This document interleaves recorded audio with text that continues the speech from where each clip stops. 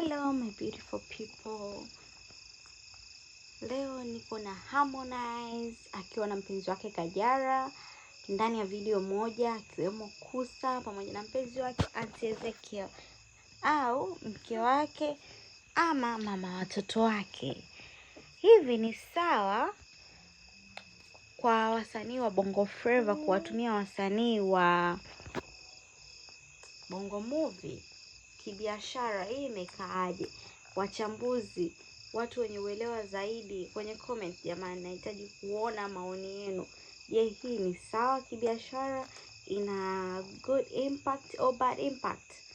Na je, kisoko la biashara, kwa sababu tumekuwa tukiona Harmonize mara kwa mara akiwa anafanya nyimbo za kuimbia Kajala, lakini je, soko la muziki ndo linataka muziki huo ama unataka nini?